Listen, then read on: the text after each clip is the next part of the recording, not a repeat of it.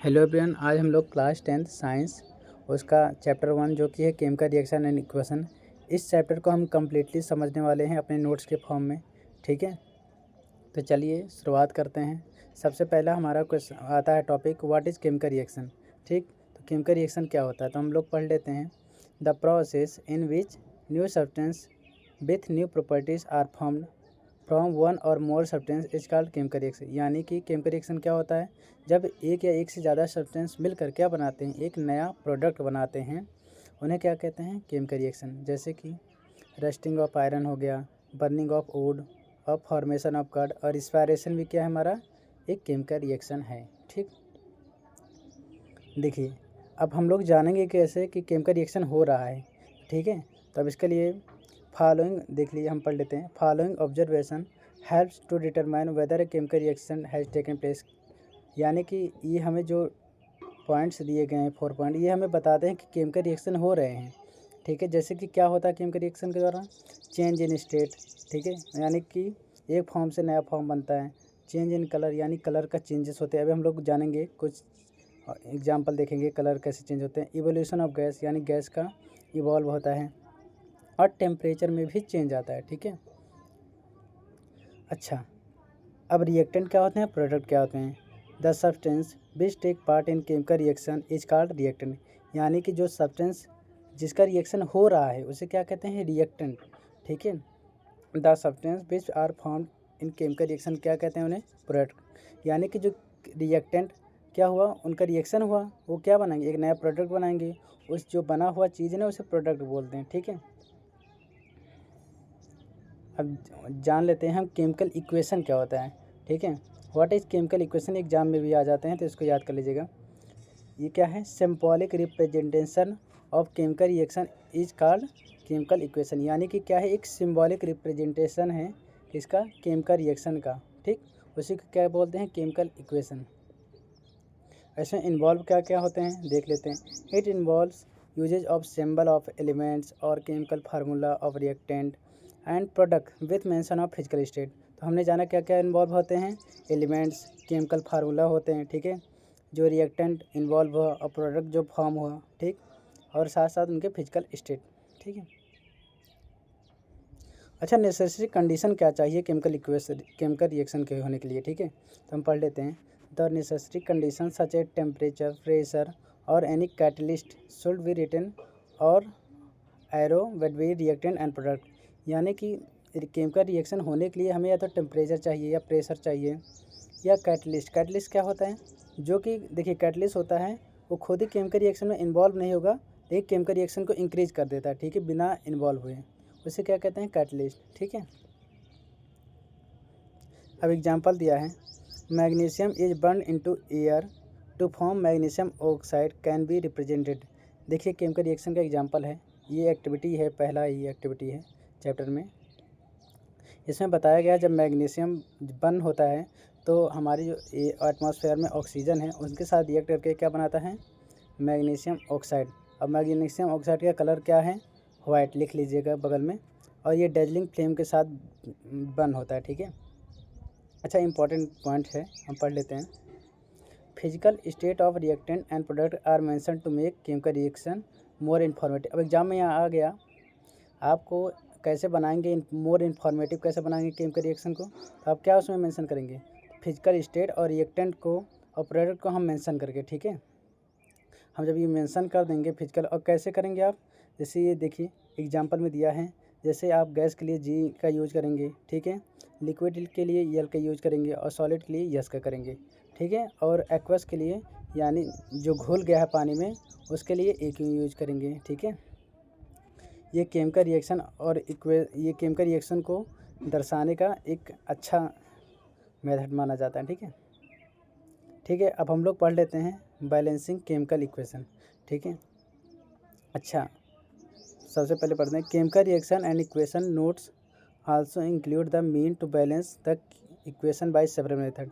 हम कई सारे मेथड से कर सकते हैं, जैसे कि एक मेथड है, हम बता देते हैं आपको, हिट एंड ट्रायल मेथड। ठीक है, केमिकल इक्वेशन को बैलेंस करने के लिए। अच्छा लॉ ऑफ कंजर्वेशन, अच्छा हम बैलेंस क्यों करते हैं, अगर मान लीजिए आपके एग्ज़ाम में आ गया why we balance chemical equation, ये आपके क्वेश्चन भी है एनसीईआरटी चैप्टर 1 में, ठीक है। अब क्यों करते हैं, law of conservation of mass. अब ये क्या होता है, देखिए, मास can neither be created nor destroyed in A chemical reaction thus remain conserved, यानी कि आप केमिकल कंजर्वेशन ऑफ मास क्या बताता है कि मास तो ना बढ़ाया जा सकता है ना तो घटाया जा सकता है केमिकल रिएक्शन, ठीक है। यही होता है लॉ ऑफ कंजर्वेशन, इसके कारण हमें एक बैलेंस करना पड़ता है, ठीक है। इसीलिए जो नंबर ऑफ एलिमेंट इन्वॉल्व होते हैं प्रोडक्ट में, ठीक है, और ये रिएक्टेंट में इन्वॉल्व होते हैं वो सेम रहते हैं। जैसे कि देखिए एग्जांपल दिया है, जैसे H2 प्लस O2 क्या बना H2। अब देखिए हाइड्रोजन में कितने एटम है 2, ठीक है, ऑक्सीजन में 2 और H2 में 2, ठीक है। H2 का एलिमेंट कितना है 2, ऑक्सीजन का 1। तो हमें क्योंकि देखिए ऑक्सीजन यहाँ पर 1 है, यहाँ पर 2, तो इसे बैलेंस करना पड़ेगा। तो कैसे करेंगे, आप क्या करेंगे, H2 में अगर आप यहाँ क्या कहते हैं होल में H2 में होल में 2 लगा देते हैं, ठीक है, तो ये कितना हुआ 2 2 4, हाइड्रोजन कितना हुआ 4, तो यहाँ पर 2 था हाइड्रोजन, तो हमें 2 से यहाँ पर मल्टीप्लाई करना पड़ेगा रिएक्टेंट साइड, तो यहाँ पर हमने 2 से किया, ठीक है। तो यहाँ पर जब हमने 2 से किया तो ये कितना, ये 4 हो गया, तो यहाँ ने 2 से किया, ये भी 4 हो गया हाइड्रोजन, तो यहाँ इक्वल तो हो गए हाइड्रोजन इक्वल। अब ऑक्सीजन भी करना है ना, तो अब क्या करेंगे हम, ऑक्सीजन यहाँ 2 था, यहाँ पर कुछ भी नहीं था, जब हमने होल का 2 लगा दिया होल में, क्योंकि 2 तो ऐसे भी बन गया ना, ऑक्सीजन 2 हो गया, यहाँ पर रिएक्टेंट साइड 2 हो गया और प्रोडक्ट साइड भी 2 हो गया, ठीक है। इसीलिए क्या हुआ, एक बैलेंस केमिकल इक्वेशन है, ठीक है। अच्छा, ये अनबैलेंस को और क्या बोलते हैं, अनबैलेंस को हम स्केलेटल केमिकल इक्वेशन भी बोलते हैं, ठीक है, याद कर लीजिएगा। अच्छा, हम पढ़ लेते हैं टाइप ऑफ केमिकल रिएक्शन, ठीक है। अब मेनली 4 पार्ट होते हैं, मतलब केमिकल रिएक्शन 4 तरीके के होते हैं, लेकिन हम 5वां तरीका भी देखेंगे, ठीक है। तो पढ़ लेते हैं। अच्छा, केमिकल रिएक्शन को किस आधार पर इसके टाइप में बांटा गया है, तो याद रखिएगा केमिकल चेंजेस के आधार पर, ठीक है, किस प्रकार चेंजेस होते हैं, ठीक। तो पढ़ लेते हैं। सबसे पहला हमारा आता है कंबाइनेशन रिएक्शन।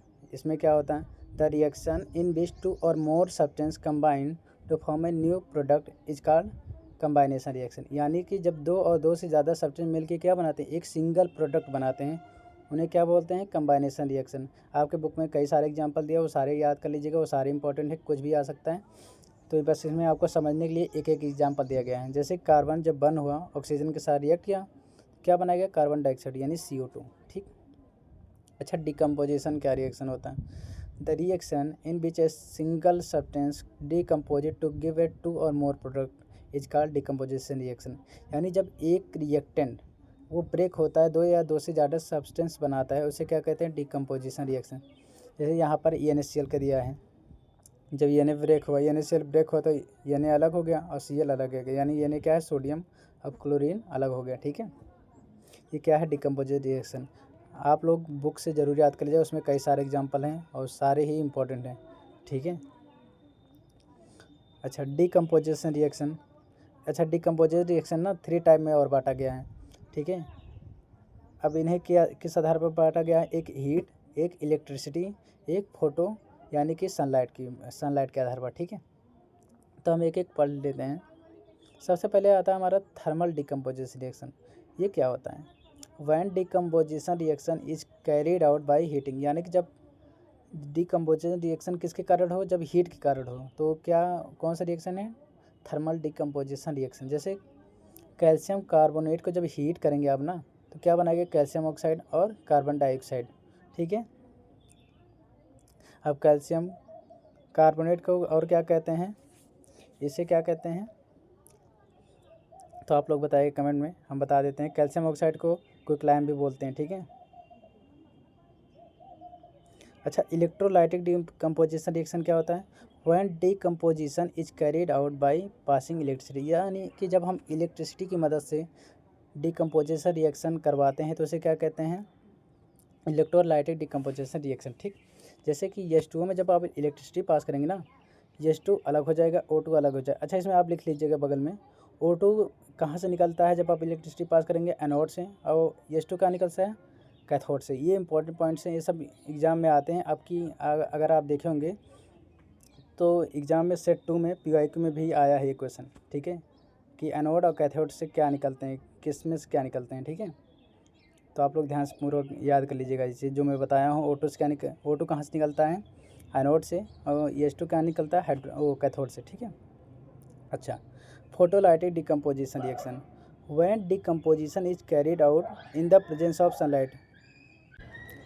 जब डिकम्पोजिशन रिएक्शन होता है किसकी मदद से, सनलाइट की मदद से, उसे क्या कहते हैं, फोटोलाइटिक डिकम्पोजिशन रिएक्शन। जैसे सिल्वर क्लोराइड है, ठीक है, जब आप सनलाइट में से रखेंगे ना तो ये क्या होता है ना, ये सिल्वर अलग हो जाएगा, क्लोरीन अलग हो जाएगा, क्लोरीन अपना इवॉल्व कर जाता है गैस, ठीक है। अच्छा, इसमें आप कलर लिख लीजिएगा, इंपॉर्टेंट है। सिल्वर जो वाइट कलर का होता है ना, ये किस में कन्वर्ट हो जाता है, ग्रे कलर का, ठीक है, लिख लीजिएगा, ये इंपॉर्टेंट है, ठीक। वाइट से किस में हो जाएगा, ग्रे कलर में, ठीक है। अब आता है हमारा डिस्प्लेसमेंट रिएक्शन, ठीक है। ये क्या होता है, the chemical reaction in which an element displace another element from its solution. यानी कि एक ज़्यादा रिएक्टिव एलिमेंट डिस्प्लेस कर देता है लेस रिएक्टिव एलिमेंट को, ठीक है। जैसे कि केमिकल रिएक्शन में क्या होता है, एक एलिमेंट डिस्प्लेस करता है दूसरे एलिमेंट को, ठीक है, इसके ही सॉल्यूशन से। जैसे कि देखिए, जब आप कॉपर सल्फेट सॉल्यूशन में Fe मिलाएं, ठीक है, यानी कि आयरन मिलाएं, क्योंकि आयरन ज़्यादा रिएक्टिव है तो कॉपर को क्या कर देता है, डिस्प्लेस कर देता है। तो क्या बन गया, फेरस सल्फेट, कॉपर अलग हो गया। अच्छा, कलर आता है एग्जाम में तो आप कलर याद कर लीजिएगा। अच्छा, कॉपर सल्फेट का कलर क्या होता है, ब्लू, और जब इसने डिस्प्लेस कर दिया आयरन ने तो फेरस सल्फेट का कलर क्या हो गया, ब्राउन, ठीक है, तो याद कर लीजिएगा। और कॉपर का क्या होता है, केवल कॉपर का रेडिश ब्राउन, लिख लीजिएगा, ठीक। अच्छा, डबल डिस्प्लेसमेंट रिएक्शन क्या होता है, the reaction in which two different atom or group of atom are mutually exchange. यानी कि इसमें क्या होता है ना, इस रिएक्शन में दो डिफरेंट एटम या ग्रुप ऑफ एटम क्या होते हैं, म्यूचुअली एक्सचेंज होते हैं, ठीक है। इसे क्या कहते हैं, डबल डिस्प्लेसमेंट रिएक्शन, ठीक है।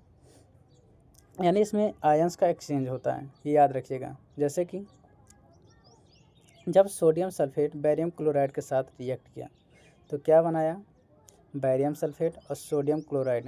अच्छा, बैरियम सल्फेट का कलर क्या होता है, मान लीजिए एग्जाम में आ गया तो आप क्या लिखेंगे, ठीक है, इसका होता है वाइट। याद कर लीजिएगा, सारे इंपॉर्टेंट पॉइंट जितना बोल रहा हूँ आप लिख लीजिएगा। अच्छा, प्रेसिपिटेट रिएक्शन क्या होता है, इसमें क्या कैसे हमें पता लगेगा प्रेसिपिटेट रिएक्शन है। देखिए, the reaction which involve formation of precipitate insoluble substance is known as precipitate reaction, ठीक है। समझ में आप लोगों को, यानी कि जब एक सॉलिड सब्सटेंस बनता है उसे क्या कहते हैं, प्रेसिपिटेट रिएक्शन। आप सिंपल सा समझिए, डबल डिस्प्लेसमेंट रिएक्शन ही है ये, बस इसमें क्या होता है ना, डबल डिस्प्लेसमेंट और प्रेसिपिटेट रिएक्शन आप जान लीजिए सेम है। इसमें नया सब्सटेंस जो बनता है ना, एक इनसॉल्युबल सब्सटेंस बनता है, जैसे कि बैरियम सल्फेट एक वाइट पाउडर बना, ठीक है। वैसे ही पोटेशियम नाइट्रेट, अब जब ये यहाँ एग्जांपल दिया, लेड नाइट्रेट जब पोटेशियम आयोडीन के साथ रिएक्ट किया तो क्या बना रहा, पोटेशियम आयोडीन और पोटेशियम नाइट्रेट और लेड आयोडीन, ठीक है। तो जो ठीक आप लोगों को समझ में आया, इसमें क्या होता है, एक इनसॉल्युबल सब्सटेंस फॉर्म होता है, इतना याद रखिएगा प्रेसिपिटेट रिएक्शन में, ठीक है। अच्छा, इसके बाद आता है ऑक्सीडेशन रिएक्शन। ये क्या होता है, the reaction in which substance gain oxygen or loses hydrogen is called oxidation. यानी कि इस रिएक्शन में क्या होता है ना, ऑक्सीडेशन में ऑक्सीडेशन यानी कि ऑक्सीजन का ऐड होना, ऐसे ही पता लग रहा है कि कौन सा रिएक्शन है जिसमें ऑक्सीजन का ऐड होता है, हाइड्रोजन का रिमूवल होता है, ठीक है। जैसे कॉपर था, कॉपर के साथ क्या मिल के आ गया, ऑक्सीजन, तो क्या बन गया, कॉपर ऑक्साइड, ठीक है। तो ये कौन सा रिएक्शन है, ऑक्सीडेशन रिएक्शन, ठीक। ऐसे ही रिडक्शन रिएक्शन क्या है, देखिए जस्ट इसका उल्टा ही, the reaction in which substance gain hydrogen or loses oxygen. यानी कि इसमें क्या होता है ना,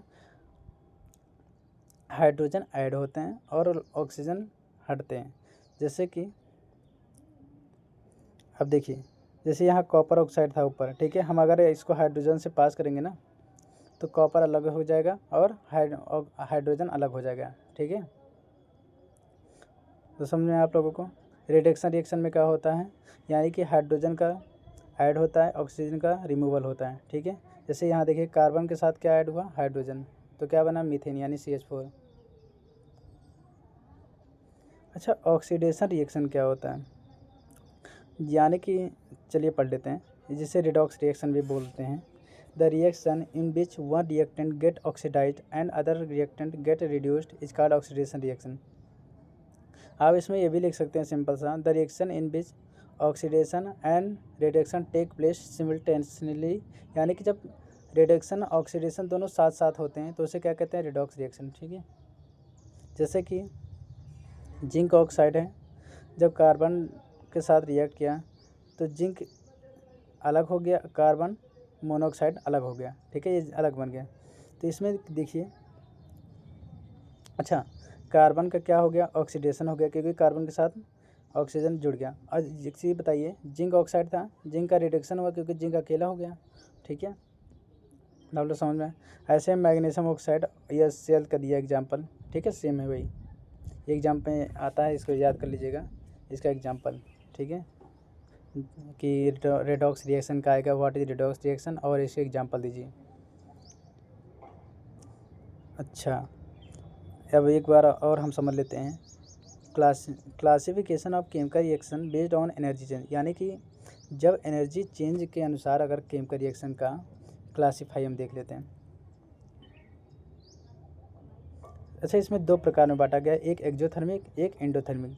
अच्छा, एक्जोथर्मिक क्या होता है, reaction in which heat is released along with formation of product is called exothermic, यानी ऐसा रिएक्शन जिसमें क्या हो, प्रोडक्ट फॉर्म, इसमें हीट रिलीज होता है। ठीक है, उसे क्या बोलते हैं, एक्जोथर्मिक। एक्जो मतलब होता है बाहर होना, वैसे भी रिएक्शन जिसमें हीट रिलीज होते हैं, जैसे CH4, यानी कि ये मीथेन का फार्मूला है।